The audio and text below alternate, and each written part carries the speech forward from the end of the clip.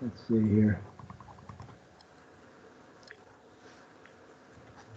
Okay, so this is the February 25th, 2021 meeting of the Mendon Conservation Commission. I'm going to go through the protocols for remote meetings. I'm going to do this in an abbreviated fashion. If anybody has any questions when I'm finished, please speak up. So this open meeting of the CONCOM is being conducted remotely, consistent with Governor Baker's order of March 12th, 2020. The governor's order suspends the requirements of open meeting law to have all meetings in a public accessible physical space.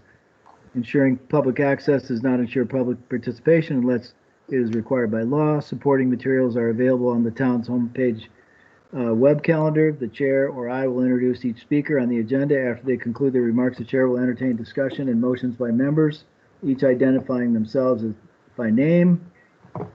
Reminders, please mute your phone or computer when you're not speaking. Please speak clearly and in a way that helps generate good minutes. State your name before you speak, and just a note to all that every vote tonight will be taken by roll call. Members present right now, we have Carl Hommel, Mike Mendelia, Peter Coffin, Emilio Perez. The time is 7:07, and we're ready to open the meeting to whomever's going to preside. I'll start it. This is Michael Mandelia. I will include you, Bill, to state the first item on the agenda, please. Sure. So we have no public hearings tonight, so we can just take these in order if you like. But actually, Carl, since we have a resident with us, why don't we tackle the runoff issues? And Mr. Capone is with us. He's concerned about runoff between Kelly Road and Blackstone Street. And at the last meeting, Peter Coffin volunteered to go investigate that. Peter, did you get a chance to go take a look at that? Well, I didn't until today because it was covered in snow, of course. But I walked back there, and I don't know if you know the territory there, but when Bill Hood put in that subdivision, he's got a big detention pond down in the back. Yeah. And I know a pipe comes down from, was it Kelly Road, White Road, and I'm not sure how it comes in from the west, but there was a small stream coming out of the outlet. You know, significant flow, but not really gushing. But the pond itself was flooded up to almost up to the top of the berm, that the inlet pipe was pretty much sitting in the water. So I'm not sure if some animal's clogging up that. In any event, downstream of the settling pond, I did not see any evidence of silt. So could it have happened and been covered? Could the fines have all blown through and not left any evidence? There was a little bit of mud on the road because, well, he's got two lots going there. One on the west side is higher, but I didn't see any sediment coming off this afternoon. The one on the left side is a more modern working, and he's got mud in his driveway, and some mud is on the road. But I didn't see silt flowing off of that yard into the street, into the catch basin. Seems to me that there's big piles in the back where the septic system is going to go, but that is lower than the road. So I'm just familiar with the one picture that showed, I guess, the silt on Blackstone Street. And it seems to me that you wouldn't get that much silt coming through a detention pond, through a wetland for 500 yards or not. But I didn't go downstream and check it out. David Capone, if I can interrupt. is David Capone, 56 Blackstone Street. That actually, we had the heavy rain several weeks ago when it really got bad, and I followed the stream up there, and you could see it was actually heading into the catch basin, the catch basin, and I don't know where else where it came from. That's the only construction up from where I'm at, 56, and you're right, the silt would disappear because the stream was literally tan, like Desert Storm tan, and then the next day, by the next morning, it was cleared up because it all went downstream. So I don't think you'd see residue of silt sitting around. Do you follow me? Because it's going to dissipate like overnight. So there isn't any new silt that I've seen in the stream since that was really bad, but I'm trying to prevent future silt. Do you follow me? If there's a heavy rain, I don't want to see the same thing happen before, because that was horrible, absolutely horrible. It was like someone dumped 1,000 gallons of canned paint down the stream. This is Peter Coffin. Is there a house off of Blackstone Street? Looks like there's a road, long driveway that goes in. Is that your house, or who's that? Yeah, that's my house. And I followed the stream all the way up through several, there's like culverts running through under our driveways. And then right on Blackstone Street, there's an older house, and everyone got out and took pictures, and everyone was like really concerned about it. And, I was just shocked. I've done a lot of heavy construction, and I literally, there'd be $100,000 fine per day until we fixed it. And I know, because that's what, the EPA does, and Fish and Game and everyone. They really, you get the environmental police, they flip out over this stuff, And it would be nice to get resolved within the town. Do you follow me? Like just some covers over the catch basins, hay around the catch basins, whatever they can do to try and mitigate some future silt. I took a ton of pictures when I was up there a few weeks ago.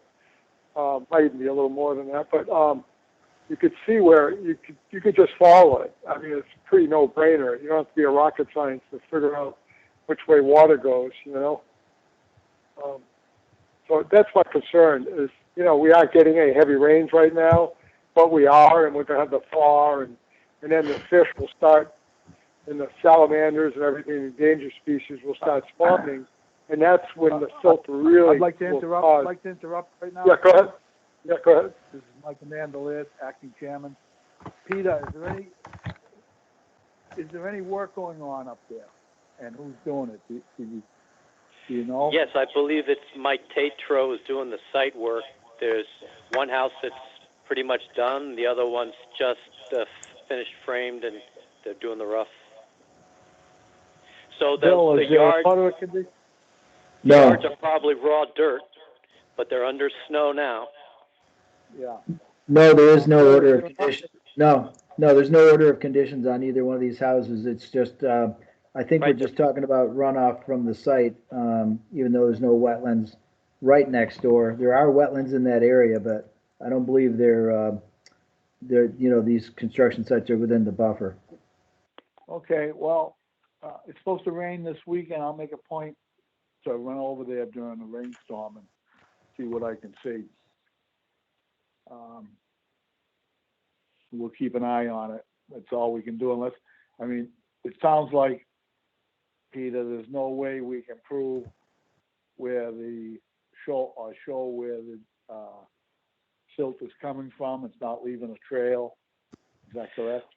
Well, there's certainly mud in the street right now, because as they're driving in and out of the dirt access, and the new one, I don't think they've got the 50 feet of stone or something. So he should at least clean that up. It shouldn't leave dirt on the road. Yeah, okay. and this is David Capone. A little bit of material on the road isn't the end of the world, because it is a paved road. It was the erosion running down from even the house that's completed. It all washed out by the meter post there, electric meter, and washed out. And then there was washouts on the other lot that's under construction. You could, see it. And then I didn't really examine the house that's down lower on the other side of the street, but you could see it from my drone footage that it did erode and washed out a big trench. They actually dug a trench to dump any runoff into the retention pond.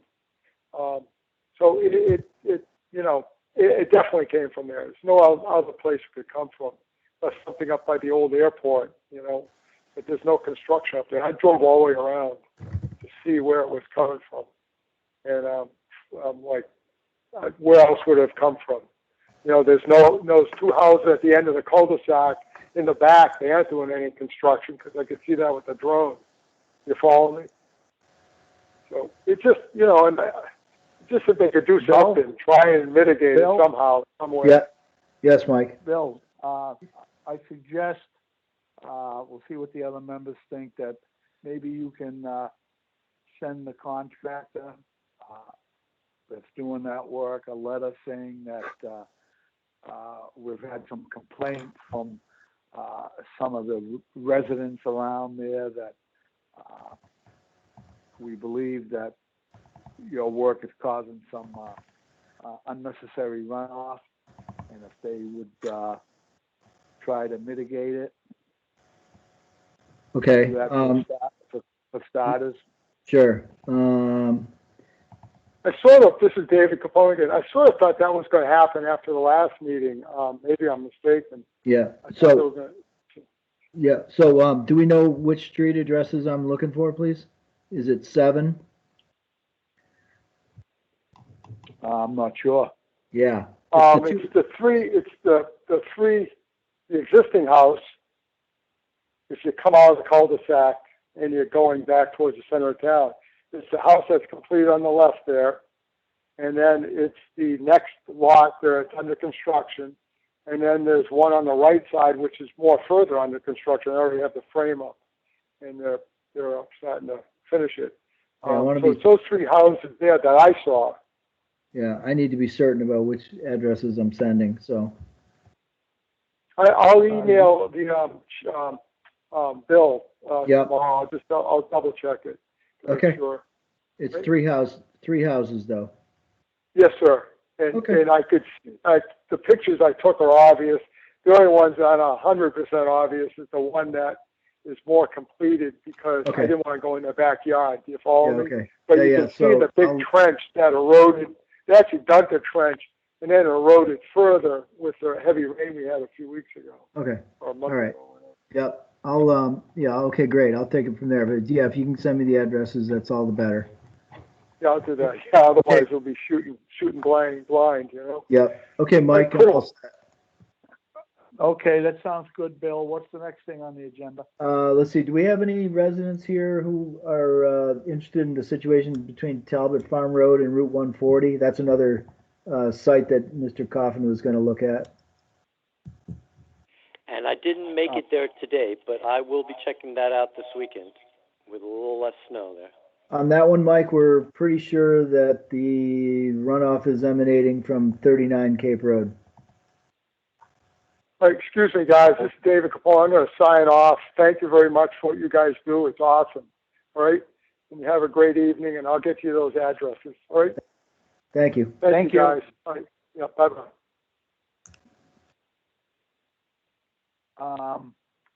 Well, again, maybe we send a letter saying that it appears that there's some runoff being caused, and see if they can mitigate it. Yeah, if you want to take, while you're out in the car, sorry to interrupt. If you're out in the car and you want to go check it out, it's behind, I think it's 14 Talbot Farm Road. It was pretty swampy down there a few weeks ago. And at first we thought maybe the runoff was coming from 35 Cape where the solar farm is. And that was pretty much, I wouldn't say proven, but, figured out that that can't be it. So we think it's the project next to it. If you want me to do the letter thing, I can do that. Again, I just need to know who to send it to. Yeah. Hey, Bill? Yes, sir. Bill, I'll go up to 39 tomorrow and I'll follow it down and see if it's coming from that property. Okay. I'm familiar with the area. Okay, folks, that's Tim McCarty, who's a commissioner, joined the meeting a little while ago. Okay, thank you, Tim. Yep. All right, and like I said, if we start by sending a letter off saying we believe, you know, can you please mitigate it, it should spark either a letter back saying, hey, it's not me doing it, or, okay, I'm gonna try, you know what I mean? Yeah, okay. If we don't get anything and it's still happening, then we'll take the next step. Okay, Is there any work going on there, or is it just? Tim might be able to enlighten us on that. I think there is. I think they were doing work up gradient on that address near Gaskill, but it looked like it was all backfilled and it's pretty far away. So that's why I'll go up there tomorrow and see if he's doing anything lower down. I don't know if they don't have any site plan for it or anything. So I'll go see him, and if I see that there's runoff, I'll go find the owner. He's usually up there. Yeah. All right. Again, that's all we can really do right now, you know. All right. Thanks, Tim. Yep. Bill, what's next on the agenda? Okay, well, we have a party of gentlemen here to talk about the proposed conservation restriction off 10 Southwick Street. So I'll, with your permission, Mr. Chairman, I'll turn this over to, I believe, Joe Antonellis. You're going to be presenting, and do you want anything shared on the screen, Joe? Thank you, Carl. Yes, I appreciate it. If you, I think you have the map showing the restricted area. That probably is the best document to put up for purposes of beginning the discussion. That's the CR. That's the CR itself, yeah. We did present that, which is pretty standard. We'll talk about. There we go. I think that's probably the most helpful document. Thank you, Carl. Good evening, members, commissioners. Thank you for the opportunity to make a brief presentation. We spoke to you at your last meeting about the possibility of the Conservation Commission being the grantee of a state-approved conservation restriction for approximately 48, almost 49 acres off of Southwick Street that's owned by the Brewer family enterprises.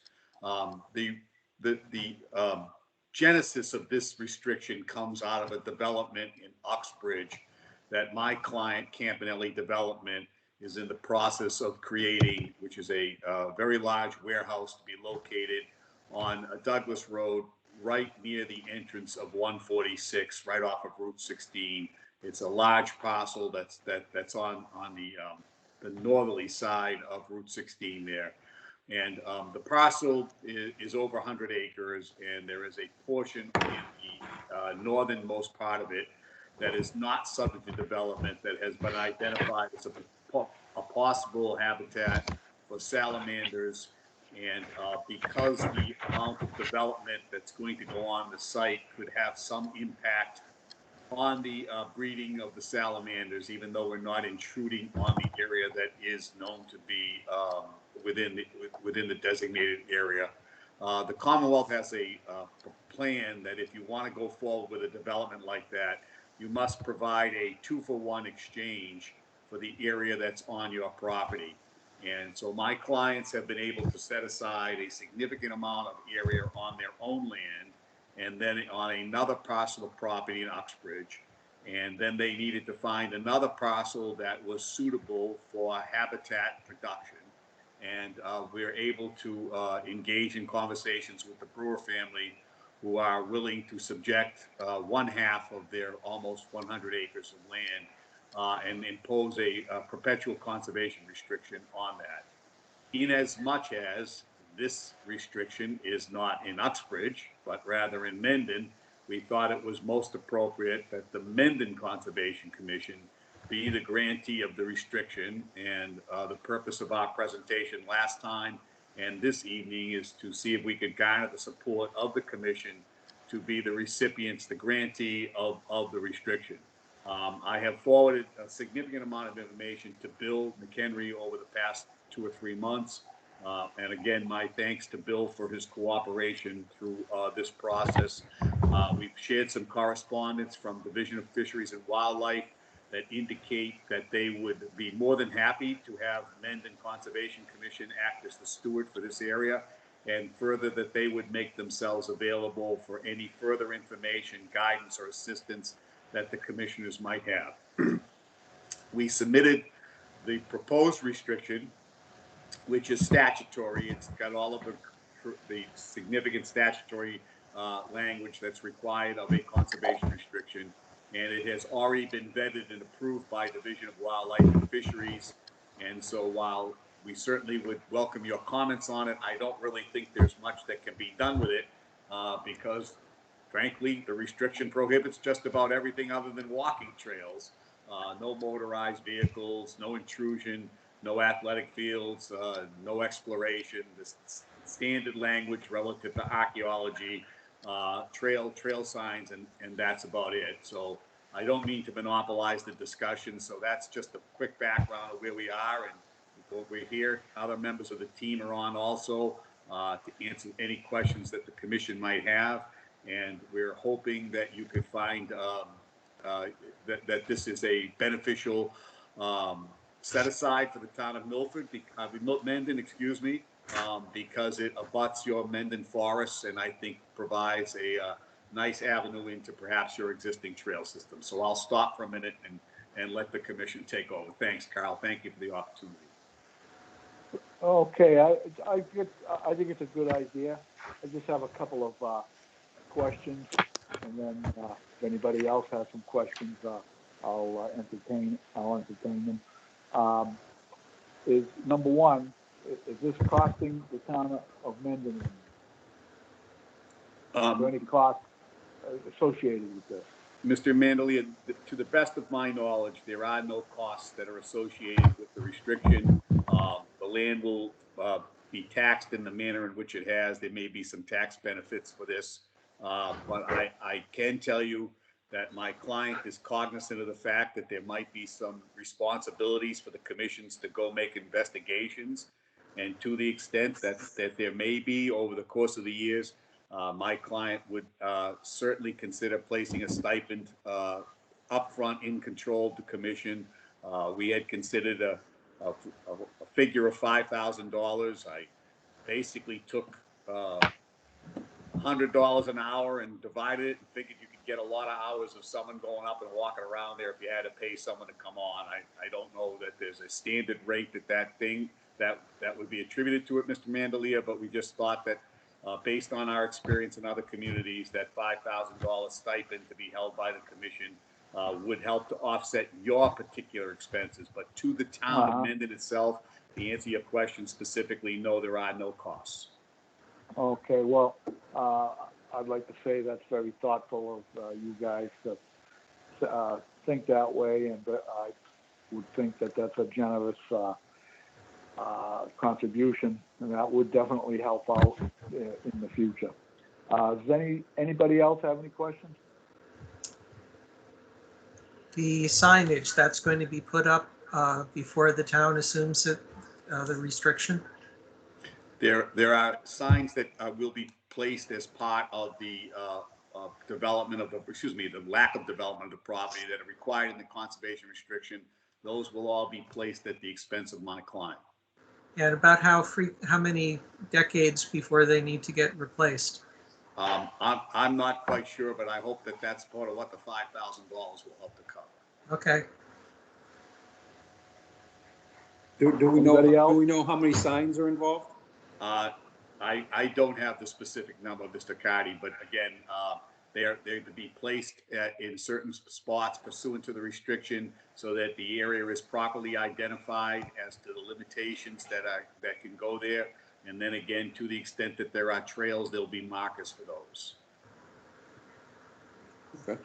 Okay, well, I would imagine that in the we're going to receive in the document on the restriction, maybe we can make sure that the locations of these signs would be noted so that future generations would know that there's supposed to be some signs out there.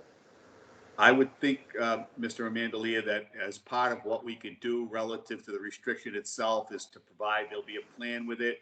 And I'm certain that our engineer or surveyor can add spots on it to show proposed marker signs that would be appropriate for the parcel. I That'd haven't be walked it terrific. myself, so I don't know where the crossings are going to be or where the appropriate places are, but certainly in cooperation with this commission, should the commission vote to accept it, we can work through that and I think provide a system that works for everyone. All right, that sounds terrific. Thank you. Anybody else with any questions? Yes, Mike, Peter Coffin here. I'm assuming the brewers are okay with this, because if this is half their land and now the public is going to be walking on it, they don't have as much privacy. And again, I support it, but my sense is it's going to get off the tax rolls, right? It's not taxed as developable land, you tell me. It's not developable land. And once the conservation restriction goes on, Mr. Coffin, I think you know it comes off basically the ability to develop it. I believe there are the right to file for abatements under the circumstances. And to the first point, not only are the brewers involved, they were very helpful in the process. They're completely aware of what this does to burden their property. It obviously takes off all of that open space from whatever future development they may wish to have. Basically renders it undevelopable, and the area around it will be obviously protected. So they're on board. They're aware of the restrictions. They were involved in the review and drafting of the conservation restriction. But frankly, as it relates to the language in the restriction itself, it was Division of Fisheries and Wildlife that drove the document. So, Mr. Tonellis, is this land currently in 61A? I believe so. Oh, okay. So it's pretty No much loss. architectural. Not much of a loss. No. And looking at the second and third pages, the plan that we already have shows where the signs would be going up in the pins. I thought so. I've got the plan up on my computer. I can take a better look at it. There are notations on it for signage, etc.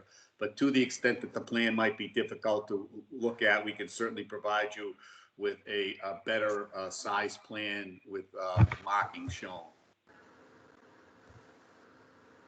That's terrific. Thank you very much. Anybody else have anything to add? What are you asking the committee to do tonight? Do you want to I would accept? ask only that the committee make ask the committee to accept the offer to act as the grantee and steward of this conservation restriction.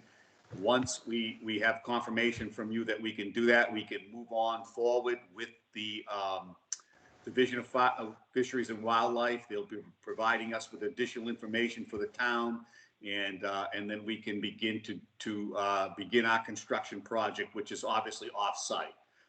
So this is an important final step for us, and your cooperation is greatly appreciated. How many months do you expect to come back? With the final document? Right. I think we probably would be back within 2 months. Okay. Again, I don't think, because I think all of the fundamental work has been done. I think what you're going to want to do is have town council obviously review it for your purposes. But again, the document is not an original document in the sense that it's different from the other conservation restrictions that the town has on other properties. With that being said, do I hear a motion? Carl Hummel moves to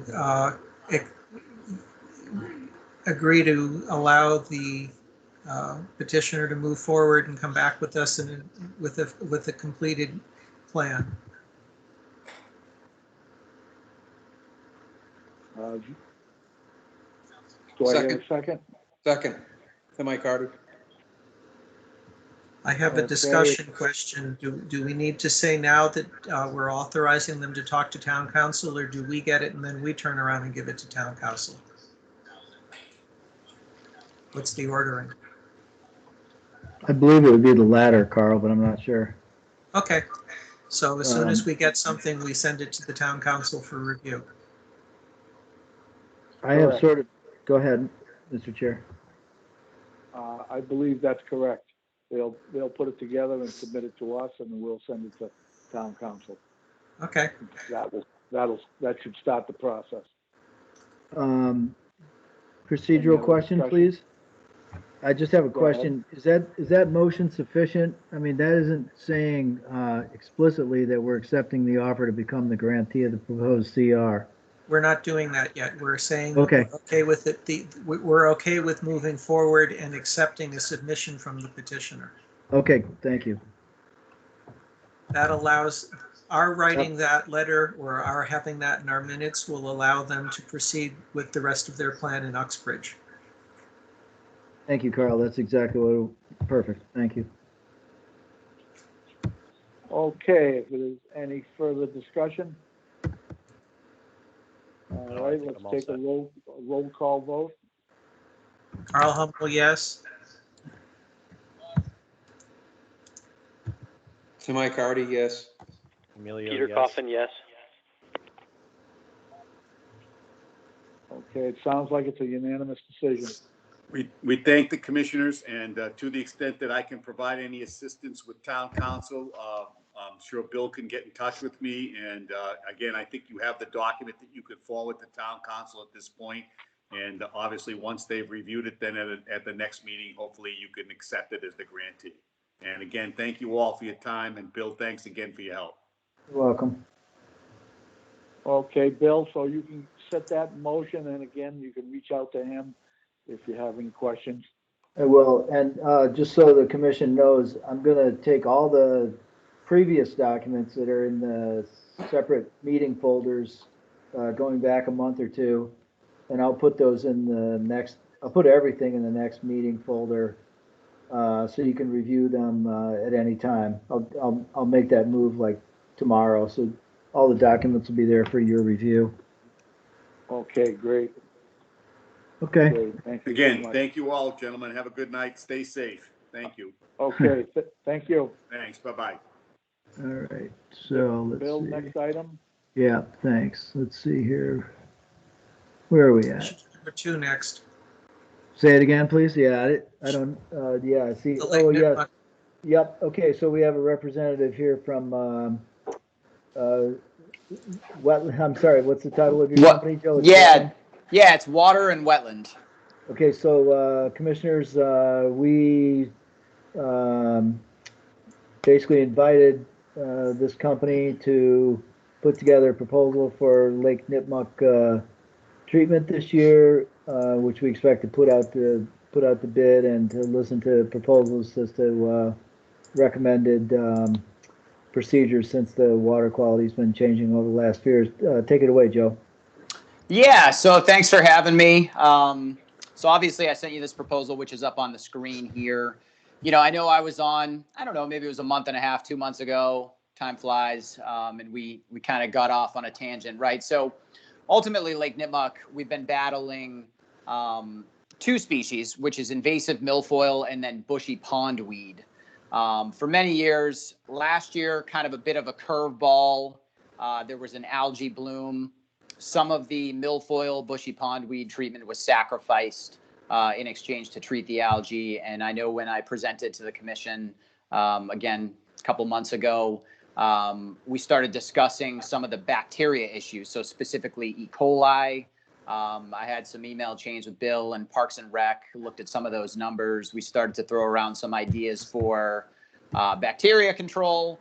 I think I made some recommendations for a company that could do a larger watershed assessment and really dive into those problems. So given all that, right, where did we land on this proposal here? We kind of said, you know what? Let's let that survey speak for itself before we start making a bunch of changes ultimately. So Colin and I, Colin wanted to be here. It's his anniversary. I think he's out actually at Alicante right now looking at Lake Nipmuc, but it's true. It's true. But essentially, Colin and I put this together, and you kind of have one main task here. You have the weed treatment, so bushy pondweed and milfoil. It's very, very similar to the past. It's with the same product, which is Diquat. We had considered a newer product called Percelicor, which is excellent on milfoil. Unfortunately, it's not going to impact the bushy pondweed at all. And so Colin told me to tell you that if you were ever going to get complaints on Lake Nipmuc, it would be he said the bushy pondweed near the old Nipmuc Marina. And so obviously if we treat it with Percelicor, it's not going to impact that bushy pondweed. So we stuck with the Diquat. It's less expensive. It is more of a seasonal control, but the cost is low. It's in line with past budgets. Then the question, what do we do with the algae?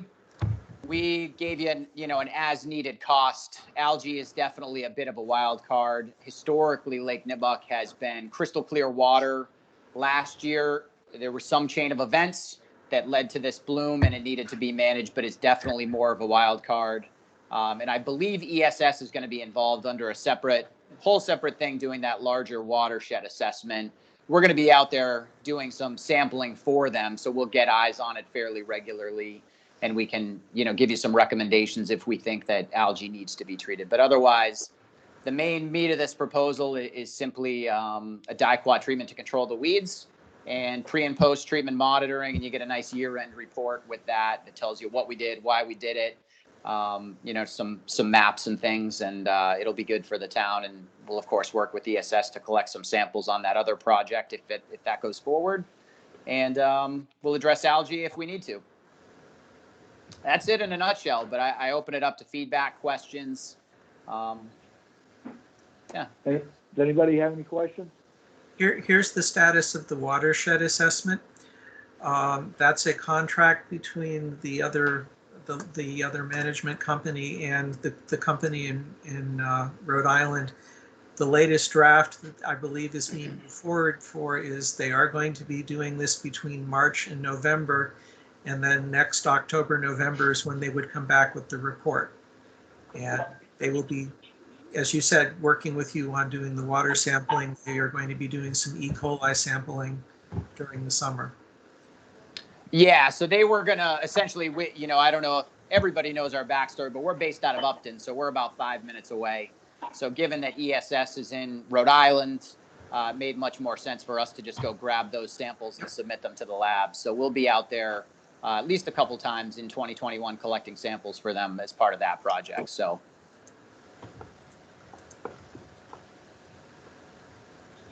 But thanks for that update, Carl. Yep. Any other questions or concerns? Are we also getting an estimate from Solitude? Yes, I invited them to come to appear at a future meeting and give us a proposal. Not just for price, but for a recommended program. Uh-huh. Okay. Sounds good. In order for you to plan to do the work, when would you need us to accept your offer? Well, typically, so it does require a DEP permit. We can flip that around in a couple weeks. So typically we like to get those filed in March so we have them, have them in hand in case anything comes up. Realistically, scope of services, we'd be out in May to survey and June to treat. So I think we can be pretty flexible. I definitely don't want to put any pressure on you.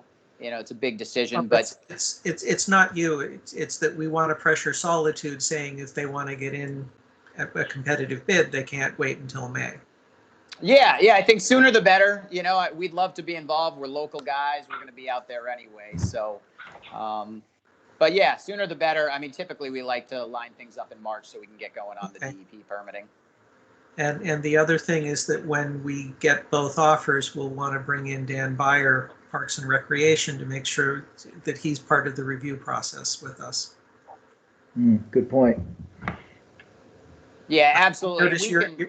Oh, Your, go your, ahead, Carl. your thing says brightly colored neon posters, and he'll probably like hearing about that.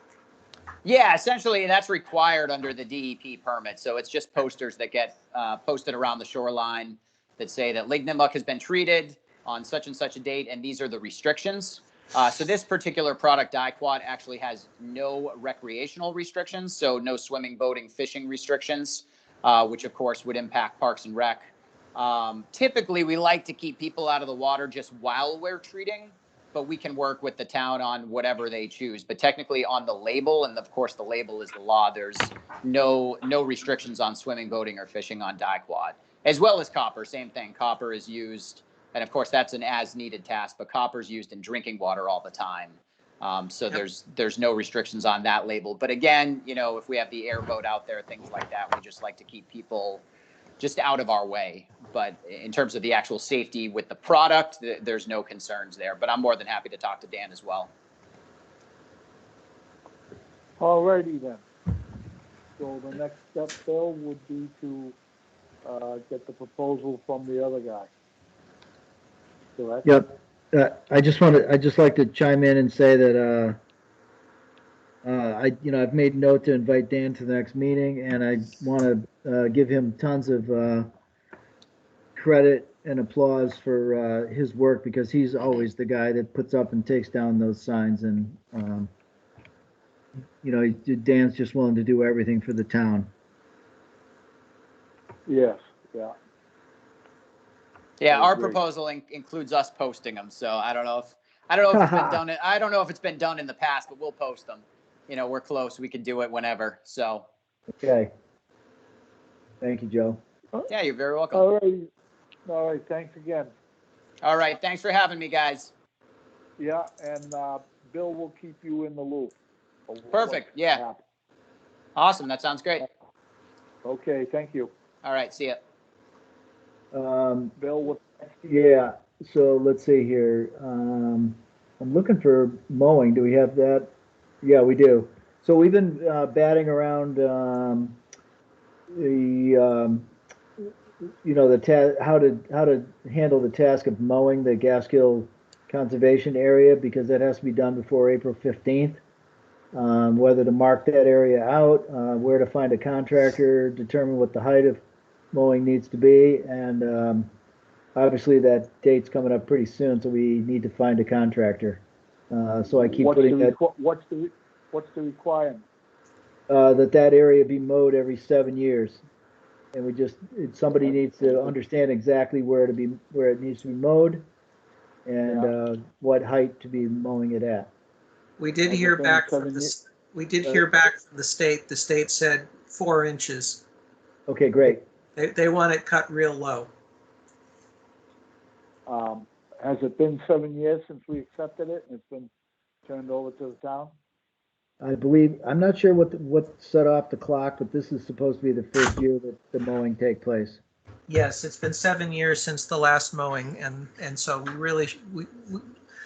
it needs to get done between October 3 months ago and a month from now, April 15th. Okay. So would anybody like to head up that operation of finding somebody to mow it? A local landscaper maybe? Well, this is Peter Coffin. I saw some correspondence. I don't know who had suggested it, and it sounded good to me. The guy in Upton, Burnett. I think he's a kind of a modern age, environmentally oriented landscaper. But I don't know who else is out there.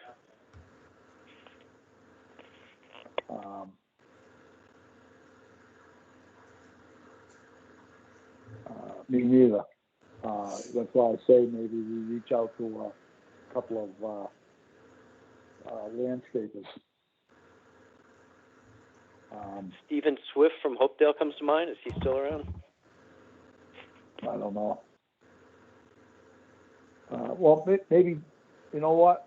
Dan Byers is a go-to guy, and he cuts a lot of grass for the town of Mendon. Maybe he might have a solution. Bill, can you reach out to him and let him know what our dilemma is? Sure. and see what he suggests. Does anybody know what the terrain is, how rough the terrain is in there? Is it the kind of thing that a regular mower could handle, or, No, would it require a brush hog? I think it would be more like a bush hog or something like It's- that, but why don't we, it's- Carl, it's do you also- think it would be wise to maybe put something on our website too? Maybe if we could get a quick message up on our website, looking for, a quote to maintain the area with a brush hog or something like that. There are a lot of people in town that do different things, It's a large area and we have money to pay for it. I don't know anything. I mean, I'm new in town, so I don't know how the procurement system works. That's why I've been trying to distance myself from it for 6 months. Well, it's about time you learn, Kyle. Listen, I think we should reach out to Dan Byers. I think he would be a good resource to. I agree. Maybe the Parks Department, Right. or maybe someone So on the. Right. Does highway department have any machinery like that? Sorry to interrupt. Yeah, they might. Bill, why don't you reach out to Dan Byers, and like I said, let him know what. He might know somebody. Yeah. Right. Are you okay with me asking Mr. Tatro also? Absolutely. Alan? Sure, Yeah. sure. Okay. Okay, All right. will do. Yep. Okay. is On that anybody see same any- topic, though, it's been my bad, but I had been asked by that there's still erosion control left over in the open space, so I'm assuming it's silt fence. So could we write a letter to Alfonso, I guess, to ask him to remove all the erosion control? You're saying, Peter, this is in the middle of the open space area? That has nothing to do with the boundary between the subdivision and the open space? I'm not exactly sure where the erosion control is, but it's in the open space. It's not on the individual homeowners. So Okay. Okay. I'll have to go out and Okay, so you want me, so I'm hearing that you want me to contact Afonso and ask him to remove any silt fencing that's in the open space? that is correct. The It shouldn't be project needed anymore. has the project been closed out? No, No. he does not have his road bond. He doesn't Mike, have there's, what? we're dealing with encroachment issues into the open space, some of which is a developer's responsibility and some of it homeowners. Peter, are you able to see the screen I'm sharing? Yes. Okay, I've got up the map of the open space. Where in here are you seeing silt barriers? Actually, it was reported to me by what's her name, who did the review of it.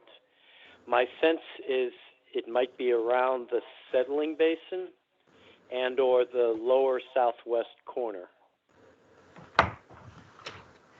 Okay, well, if you can find out more specifically where it is, or you go out and walk in the snow and figure it out, then we can write a letter saying exactly what we want him to remove. Okay, I'll do that.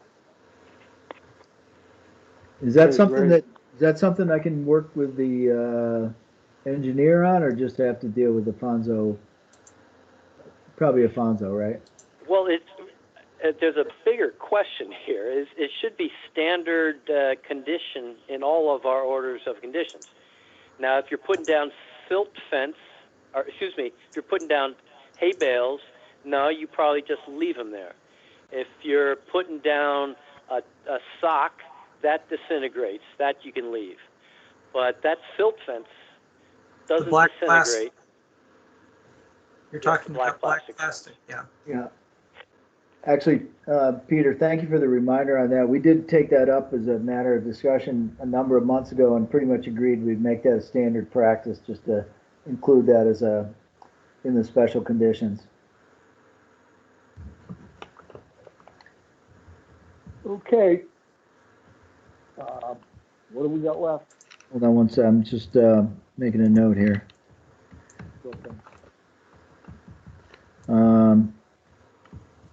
Okay, so somewhat related, there's an item on there, I can't see what number 7 looks like on your screen there, but it's basically, that's about the homeowners.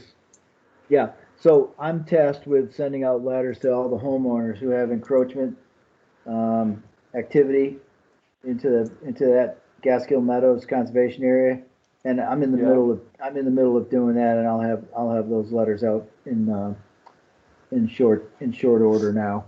And basically, we agreed that in the letter, I'm just going to say that they're invited to bring up any questions or concerns, or they can just mitigate, or they can just remove the encroachments beforehand, but that they're invited to attend the we set a meeting date of March 25th for residents to check in with the Conservation Commission. Let me ask you this, what's our enforcement? How can we enforce it? What's the penalty? That's a good question. Yeah, it's kind of like a, where's the bite that goes along with the bark? Yeah. So I think that we should find that out. Yeah. Well, as you know, I'm not answering your question, but as you know, these issues came up from doing the baseline study for the conservation restriction. Yeah. But it involves everything from removing arborvitaes to mitigating, land filling in an area to just simple removal of brush and lawn clippings and things of that nature. Yeah. Yeah. But I'm not sure how to answer your question, Mike. Right. So, who?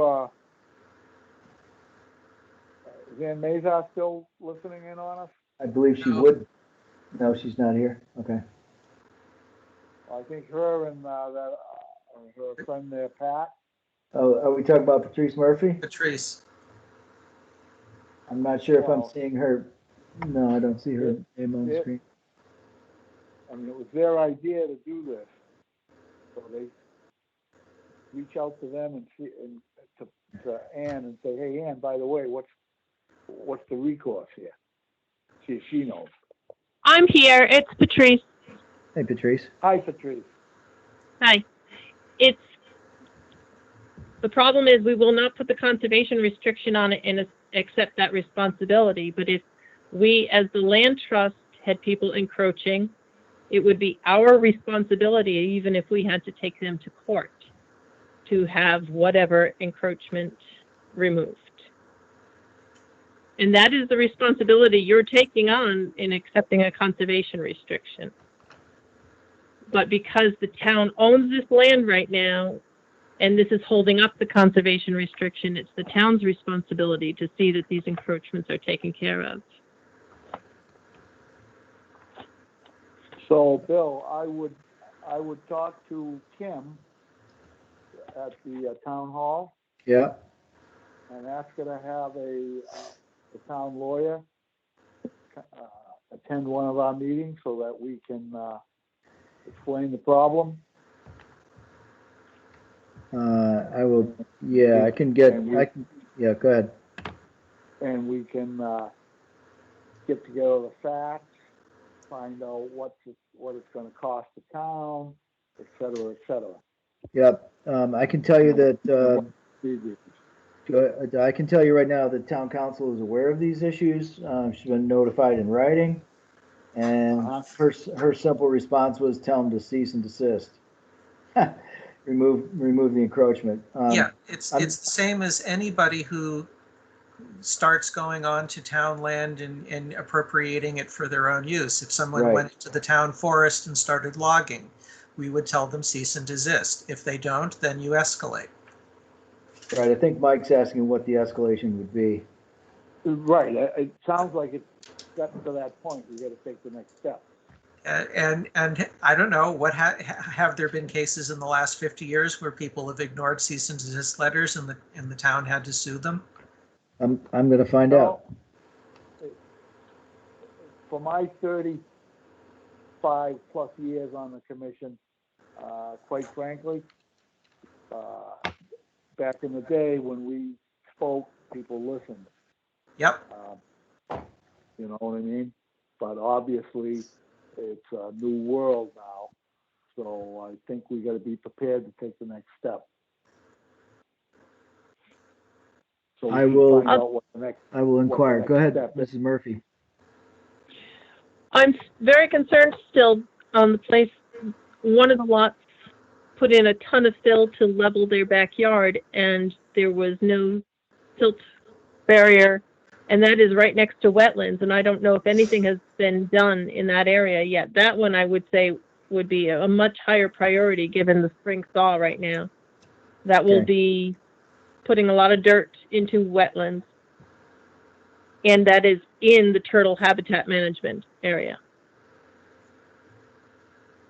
So again, Bill, is the town council aware of that? Well, not specifically elevating the concern on that, I would say no, but it was in the list of, items that she reviewed.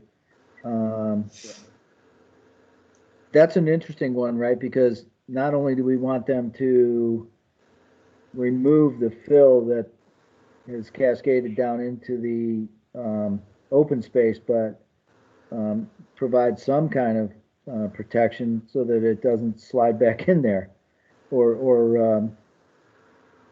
what do you call it? Percolate in there. So I'm not sure how much is required there. But Patrice, I hear what you're saying, and I can. What we agreed to so far was that I would just contact these folks from basically a friendly letter. But that one sounds like that one might need more, stricter, whatever you want to call it, attention. Has anyone walked out there yet? I would think if someone's walking out there to see the silt fencing, I would want them to pay attention to that area as well. Yeah. The silt fencing that needs removal. If anybody wants to go, I can give you the address of that property. I don't have it right in front of me, but I can get that. Send it to me. I'll try to find some time to get out there. Okay. I will, I'm concerned that whatever I'm offering here isn't really going to be, sufficient rise to the occasion here. So I'm wondering what we could do to, move this along a little bit. Well, take the letter we got back in October, and that has the photographs. Just include a copy of the photograph in the letter saying, here is a survey we did back last fall. Here's a red line showing where you need to stop, you need to cease and desist. Yeah, I've got you. And again, I would bring into the loop Kim at the town hall and our legal advisor. Okay. What we do not want to do is make a misstep and do something wrong and open ourselves up to or the town up to any litigation because we're making the wrong move here. That's why I'm suggesting we get town council involved. Yeah. I did have a discussion with her about the language and how accusatory, to avoid being accusatory, basically saying these things have come to our attention, blah, blah, blah. Right. Yeah. And that's why people are invited to come to the meeting or to attend the meeting if they, need to discuss it. Okay, so like I said, go forward with the plan and we'll just put it on the agenda for the next meeting. Okay. Update. Okay. All righty, what's next? I believe we're almost done. As far as setting future meeting dates, we do have one on tap for March 25th.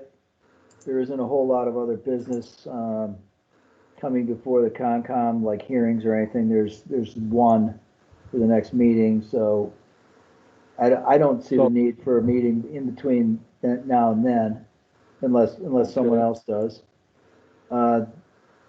Update. Go ahead, Carl, please. We got a gas pipeline letter. Yay. Yeah, okay. I just wanted to mention that there still are documents sitting at Town Hall that need at least one more signature. We need to get that taken care of. And then the only other item of the actionable item here is just to accept meeting minutes from the January meeting. And Carl's pointing out some of the correspondence that we've received. We received a couple of those notices where for like Tennessee gas pipeline maintenance, standard thing. Anyway, I'll yield the floor. Anybody else got anything? Carl Hummel, I move we accept the minutes for January 28th. Do I have a second? Emilio will second. Any more discussion on it? All in favor? Carl Hummel, yes. Tim Mike Hardy, yes. Emilio, yes.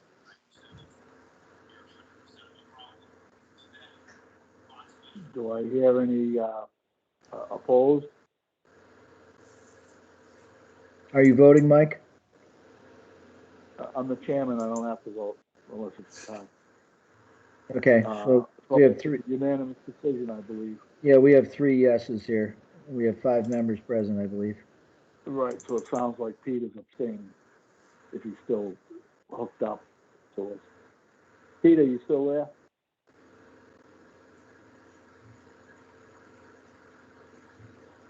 He's listed, he's just not responding. So just put him down as abstain. Right. You got anything else? Not on the actionable, anything actionable. Anything unforeseen? I do not think so.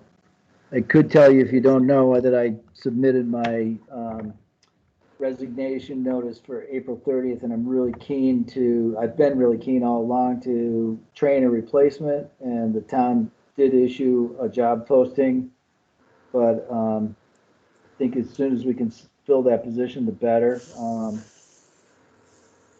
Because like I said, I really would like to train somebody before I step away. Sure. We would appreciate that too. Yeah. Alrighty, so the next meeting, just to reiterate it one more time, our next meeting will be March 23rd, did you say? Or 25th, yep, 25th. March 25th at 7 o'clock. I believe it will be a virtual meeting. I'll entertain a motion to adjourn. I so move, Carl Hummel. Emilio, Do I have a second. second? All in favor? Carl Hummel, yes. Emilio, yes. Very quick tonight. We all fell asleep. Yeah. Yeah. All right, gentlemen and ladies, have a good evening. All right, thanks, everyone. Have a good night. All right. All right. I'll talk to you later, Bill. All right, take care now. Bye-bye. Okay.